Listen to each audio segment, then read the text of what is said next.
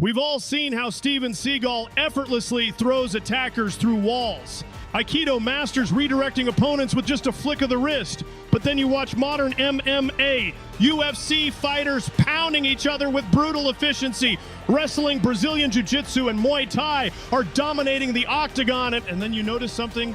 Where's Aikido? Today, we're diving deep into one of martial arts' most controversial questions. Why don't we see Aikido in MMA? Is it useless, or is there more to the story? And most importantly, what techniques from Aikido actually work in real combat? So let's not waste any more of our time, and let's get into it. First, let's understand what Aikido actually is, because that's where most people get confused. Aikido was created in the 1920s and 1930s by Morihei Ueshiba, a Japanese martial artist who had mastered several traditional fighting systems. He developed Aikido from Daito-ryu Aiki-jujutsu, a brutal samurai battlefield art, but with a twist. Ueshiba was heavily influenced by the Omoto-kyo religion in his personal spiritual journey. He wanted to create a martial art that wasn't just about winning fights, but about harmony, personal development, and resolving conflict without causing excessive harm. This is crucial to understand because Aikido was deliberately designed to be less destructive than its predecessors. For those of you that don't know, here's how Aikido training typically works. You have an attacker and a defender. The attacker commits a specific strike or grab, usually exaggerated and fully committed. The defender then uses circular movements, redirecting the energy, applying joint locks, and executing throws. It looks beautiful, flowing, almost dance-like. And that's actually part of the problem when it comes to combat sports. You see, the philosophy behind Aikido emphasizes redirecting an attacker's energy rather than meeting force with force, achieving control through minimal effort and protecting the attacker from serious injury. These are noble goals, but they create a fundamental conflict with what combat sports require. Now, for the reason why we're here, let's talk about why you almost never see pure Aikido in modern MMA. And I'm going to be brutally honest here. Aikido training is almost entirely cooperative. Like I mentioned earlier, you designate one person as the attacker, one as the defender, and those roles don't switch until each partner has practiced the technique 4 times. Right side, left side, front, back. The attacker commits fully to their attack and doesn't resist the technique once it's applied. This is called ukemi, the art of receiving technique and falling safely. Compare this to MMA training and it's entirely different. Wrestlers drill takedowns thousands of times, then test them against fully resisting opponents. Live grappling where both people are trying to win. Muay Thai fighters spar with protective gear. This is called pressure testing, a lot more different in terms of dynamic performance. The brutal truth is Aikido practitioners aren't training to fight someone who's actively trying to counter their every move, change levels, feint, and adapt in real time. Former Aikido black belt Rokas Leonavicius spent 15 years training Aikido, then tried sparring with an MMA fighter. In his own words, he felt completely unprepared. His techniques didn't work because his training partner wasn't giving him the committed, predictable attacks he was used to. In Aikido, you wait for the attack, then redirect it. You're reactive by design. You need your opponent to give you something to work with, a committed punch, a strong grab, forward momentum. In MMA, fighters are trained to be unpredictable. They feint, they change levels, they mix striking with grappling, they control distance expertly. An experienced fighter won't give you that clean, committed attack that Aikido techniques are designed for. Watch Georges St-Pierre, easily redirected. Here's something most people don't know. Many modern Aikido techniques have been deliberately modified from their original battlefield versions to be less dangerous and more suitable for daily practice. The original samurai techniques, the ones that Aikido descended from, were designed for life or death situations, often involving armored opponents and weapons. They were intended to break joints, snap limbs, and end fights quickly. However, modern Aikido has softened these techniques. A shoulder throw became more flowing and controlled. Joint locks that would shatter wrists became gentler, more about control than destruction. This is good for a peaceful martial art, but it's absolutely terrible for competitive fighting. Aikido is famous for its wrist locks. Techniques like Nikyo, Sankyo, and Kotegaeshi look devastating in demonstrations. But here's the reality. Wrist locks are incredibly difficult to apply against a strong, resisting opponent with any wrestling experience. According to martial arts experts and even judo texts, standing joint locks, especially wrist locks, are considered secondary grappling skills. They require you to already dominate the opponent with basic wrestling skills like grip fighting, body positioning, and balance control, making wrist locks even harder to apply and being taken down. Brazilian Jiu-Jitsu has tournaments. Judo has the Olympics. Muay Thai has professional fights. Wrestling has international competitions at every level. These competitive environments constantly refine techniques. What doesn't work gets discarded. What works gets developed and improved. Aikido doesn't have this feedback loop. There's no Aikido MMA fighter getting humbled and then going back to modified techniques. The art evolves through kata and forms, not through fighting. But wait, is Aikido completely useless? Now, before the Aikido community comes after me, let me be very clear. Just because Aikido doesn't work in MMA doesn't mean it's useless. MMA has a very specific rule set and context. It's one-on-one, unarmed combat in a controlled environment. Aikido was designed with different scenarios in mind.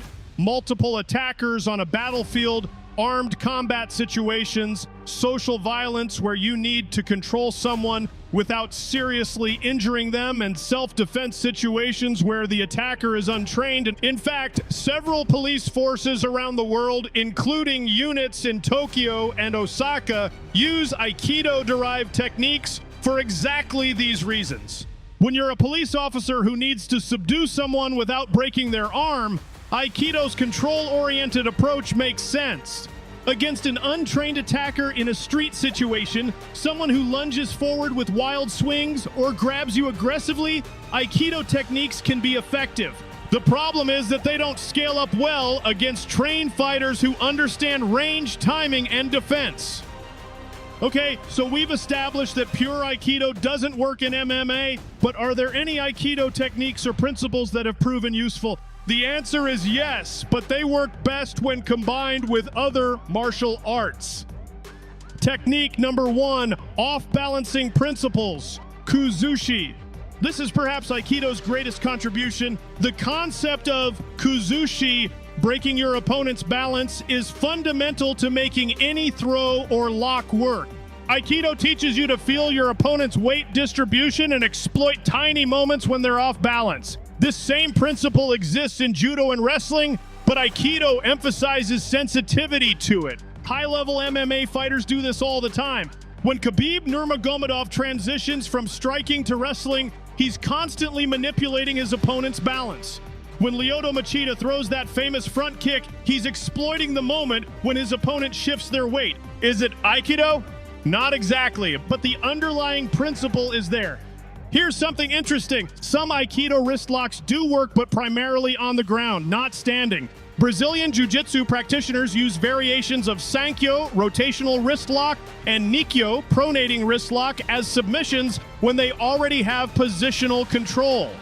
Ray Butcher, a 4th degree black belt in Aikido and 1st degree black belt in BJJ, teaches courses on applying Aikido wrist locks in Brazilian Jiu-Jitsu. His key insight: you need to establish control first. And how do you do this? Through position, body weight, and isolation before the wrist lock becomes viable. From side control, mount, or when you've trapped an arm, these locks can force a tap, but standing against a mobile opponent, much less reliable. According to Aikido's Irimi principle, entering teaches you to move into your opponent's space at angles, disrupting their attack and gaining position.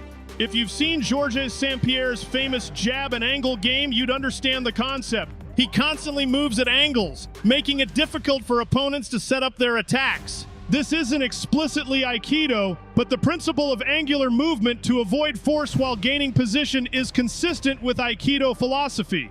Many successful MMA fighters use lateral movement and angle creation. Anderson Silva, Lyoto Machida, even Conor McGregor, they all have advantages.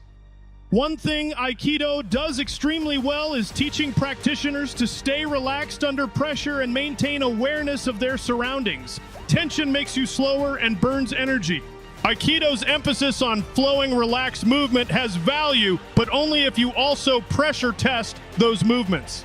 Lyoto Machida, who famously trained with Steven Seagal, we'll get to that, credited some Aikido principles for his calm, counter-fighting style. But Machida also had elite karate, BJJ, and sumo wrestling backgrounds. The Aikido was seasoning, not the main dish.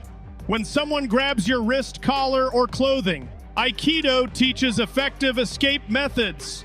These actually work reasonably well because they address a common scenario where the attacker has committed to the grab and isn't immediately following up with strikes. In self-defense situations, bar fights, confrontations, people do grab. They grab arms, they grab shirts, they grab wrists. Having practiced thousands of repetitions of grip breaks and counter grabs gives Aikido practitioners an advantage in these specific moments. But again, context matters. A trained grappler grabbing you is completely different from an angry drunk grabbing your shirt. Now, we can't talk about Aikido and combat sports without addressing the elephant in the room, Steven Seagal. Let's get the facts straight. Steven Seagal is a legitimate 7th degree black belt in Aikido. He was the first American to operate an Aikido dojo in Japan. He studied under respected teachers and has genuine technical knowledge of the art. His early movies, Above the Law, Hard to Kill, Under Siege, all showcased Aikido to Western audiences for the first time. He added strikes, knife hand techniques, and a more aggressive approach to the typically flowing art. It looked cool, it was entertaining, but here's where things start to get controversial. Joe Rogan, UFC commentator and martial arts enthusiast, has been outspoken about Seagal's demonstrations. In analyzing footage of Seagal working with students, Rogan pointed out that the attacks looked unrealistic. Students charging in like drunk bulls, and that the techniques would never work against a trained fighter. Seagal also claimed to have taught Lyoto Machida the front kick that knocked out Randy Couture, and to have trained Anderson Silva.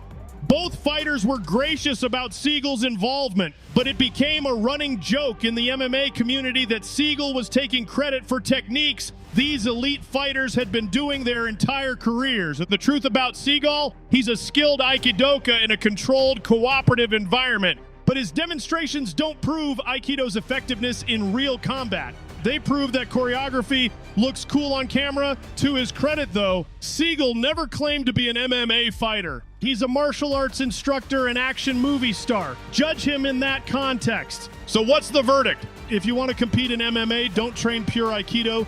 Train wrestling, Brazilian Jiu-Jitsu, boxing, and Muay Thai. These arts have proven themselves through pressure testing and competition. But if you're interested in Aikido for personal development, cultural appreciation, or as a supplementary art to add principles of balance and flow to your existing skills, go for it. Just be realistic about what it is and isn't. The best martial artists are honest with themselves, that they know what works, what doesn't, and in what context.